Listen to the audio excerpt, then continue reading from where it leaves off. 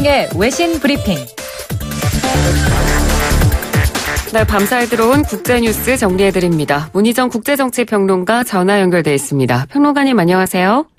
네, 안녕하세요. 네, 지난달에 중국 우한시에서 발생한 폐렴 환자 국내에서도 발견됐다는 소식이 또 들어와서 지금 걱정이 많이 되는데 네네. 중국 내에서도 지금 환자가 급증하고 있다고요?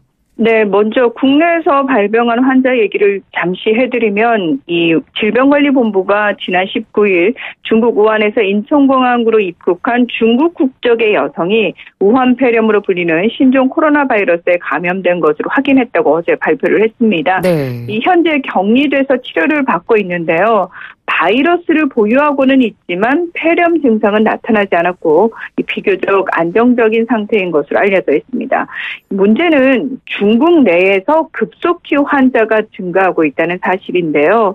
이 환자 발생 지역도 우한 외에 베이징과 광둥성 등 이 중국 전역으로 확산되는 추세라고 할 수 있습니다.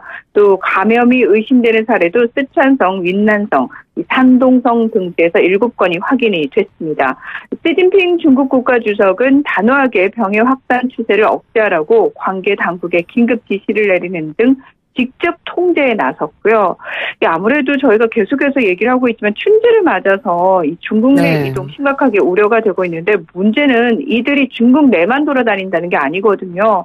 중국 관광객들이 해외로 이동할 것으로 관측이 되면서 전 세계적으로 확산되지는 않을지 지금 말 그대로 전 세계가 긴장 상태에 있습니다. 네.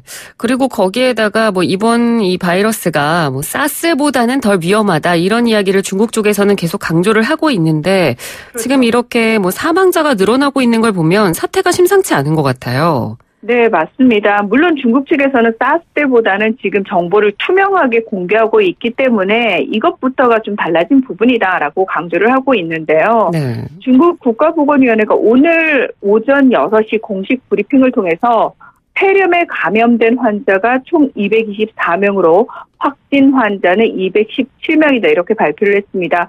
그러면서 지난 19일 저녁에 이 신종 코로나 바이러스 환자 1명이 숨지면서 총 4명의 사망자가 발생을 했고 16명은 위중한 상태다 이렇게 밝혔습니다. 근데 여기서 지금 심각한 게 뭐냐면 의료진들의 감염도 15명이나 발견이 됐거든요. 네. 사실 사람 간 전염이 굉장히 제한적이다라는 얘기를 했었는데 이렇게 되면 사람 간 전염이 굉장히 확증적이다라고 말을 하는 전문가들도 늘어나고 있기 때문에 심각성이 더 커지고 있다라고 볼 수 있습니다. 아니나 다를까 이 세계보건기구도 이 신종 코로나 바이러스와 관련해서 22일에 긴급위원회를 소집한 상태인데요.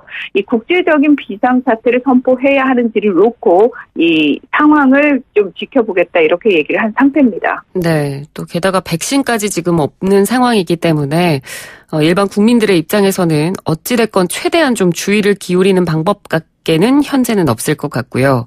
맞습니다. 자, 이번에는 미국으로 가보겠습니다. 본격적으로 이 대통령 탄핵 심판이 시작이 되죠.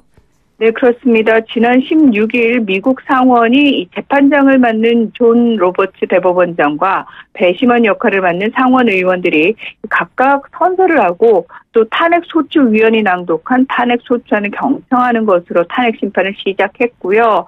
이 현지 시각으로 21일 오후 1시부터 본격적인 심리, 다시 말해서 재판에 들어가게 됩니다. 네. 먼저 검사격인 탄핵소추위원단과 트럼프 대통령의 변호인단이 자신의 주장을 펼친 뒤에 이 배심원인 상원 의원들이 질문하는 과정이 1단계로 진행이 되는데 지난 2번의 미국 대통령 탄핵 때는 사실 생중계가 되지 않았는데 이번에는 24시간 계속해서 전국에 생중계될 예정이다 이렇게 밝히고 있는 상황입니다.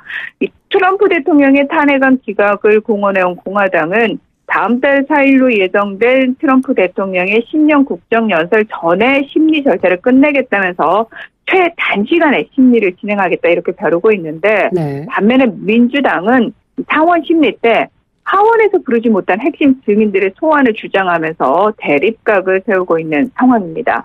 한편 상원의 첫 탄핵 심리가 열리는 날 스위스 다보스 포럼에 참석할 예정인 트럼프 대통령은 어떻게든 여론을 자신에게 유리한 쪽으로 집중시키기 위해서 국제 무대에서의 활약을 끊임없이 홍보하면서 미국 내부를 향한 메시지를 던질 가능성이 굉장히 커 보입니다. 네. 그리고 트럼프 대통령의 이번 변호인단이 굉장히 화려한 인물로 구성된 것도 지금 화제가 되고 있던데요. 어떤 그렇죠. 인물들이 있는지 소개를 좀 해주시죠. 네, 일단 이 변호인단을 이끄는 사람은 백악관 법률 고문인 팻 시펄론과 트럼프 개인 변호사인 제이 세클로우라고 할 수 있는데요. 이 시펄론은 지난해 10월 민주당의 탄핵 조사가 본격화하자 낸시 펠로시 하원 의장에게 간단히 말해서 당신은 2016년 미 대선 결과를 뒤집고 국민으로부터 선출한 대통령을 빼앗으려는 것이다. 이렇게 굉장히 강경한 발언을 한 인물로 유명하고요. 네. 트럼프 개인 변호사인 제이 세클로우는 로버트 뮬러 특별검사의 러시아 대선 개입 의혹 수사 때도 트럼프 대통령을 변호한 인물이라고 할 수 있습니다. 자, 그 외에도 전반적으로 사실 유명한 사건과 관련된 인물들이 대부분 지금 변호인단에 포함이 됐는데 이제 이들이 방송에 상당히 노출이 많이 돼 있기 때문에 일반인들에게 친숙합니다. 그래서 제가 아까 말씀드린 것처럼 생중계가 진행이 될 때는 사실 그냥 이 상황을 객관적인 상황에서 좀 못 모르고 보는 사람들 입장에서는 왠지 좀 친숙한 사람이 나와서 무언가를 얘기를 하면 신뢰감이 높지 않습니까? 그렇죠. 그런 부분을 트럼프 대통령이 정확하게 공략을 하지 않았나 그런 생각이 드는데 지금 케네스 스타 전 특별검사가 가장 주목을 받고 있는데 이분은 이 1998년에 모니카 루인스키 스캔들을 수사해서 당시 빌 클린턴 전 대통령을 탄핵 위기로 몰고 간 유명 인사라고 할 수 있고요. 또 로버트 레이 전 특검 같은 경우에는 이 스타 특검에 이어서 특검직을 넘겨받아서 클린턴 전 대통령 부부의 부동산 투자 관련 의혹인 화이트워터 스캔들 등에 대한 수사를 마무리한 사람입니다. 네. 그리고 또 한 명 앨런 더쇼위츠 전 하버대 로스쿨 교수도 포함이 돼 있는데 이분이 했던 가장 유명한 사건이 이 아내 살해 혐의로 기소된 미식 축구스타 오제이 심슨을 변호를 했습니다. 사실 이걸 보면서 전 세계가 어떻게 저렇게 무죄가 나올 수 있지라고 의구심을 가졌는데 이 무죄를 이끌어낸 사람입니다. 네. 그리고 지난해 미성년자 성범죄로 수감 도중 자살한 제프리 앱스타인도 변호를 한 정말 말 그대로 쟁쟁한 변호인이라고 할 수 있는데요. CNN 방송은 이 사람들과 함께 트럼프 대통령의 고문인 팸 본디 전 플로리다주 검찰총장과 또 러시아 게이트 수사 당시 트럼프 변호에 참가했던 제인 레스킨 변호사 등도 법률팀에 가세할 것이다. 이렇게 보도를 내놓은 상태입니다. 네, 그렇군요. 자, 다음 소식으로 넘어가 보겠습니다. 베네수엘라의 마두로 대통령이 미국 주류 언론 등과 인터뷰를 가졌었는데 어떤 이야기들을 했나요? 네, 이 현지 시각으로 18일 워싱턴 포스트가 베네수엘라의 니콜라스 마두로 대통령과의 인터뷰 기사를 내보냈는데요. 이 기사에서 마두로 대통령은 양국 정부가 서로 존중하고 대화를 열어 정보를 교환한다면 새로운 종류의 관계를 맺을 수 있을 것이라면서 이제 자기 권력에 걸림돌은 없고 미국과 대화할 준비가 됐다 이렇게 밝혔습니다. 그러면서 트럼프 대통령이 대베네수엘라 제재를 해제하고 양국 관계를 원점에서 다시 시작한다면 미국의 석유 기업에게도 이권을 제공할 수도 있다면서 거듭 대화를 촉구를 했는데요. 네. 지난번에 왜 미국 석유 기업 관련 임원들을 이제 물밑에서 협상을 통해서 석방을 한 일이 있었고 가택연금 수준으로 낮춰줬거든요. 그러니까 이런 모습들을 이 시간에도 이제 전해드리면서 아무래도 이제 베네수엘라와 미국 사이에 물밑 협상이 그래도 계속 이어지고 있는 것 아니냐라는 말씀을 드렸는데요.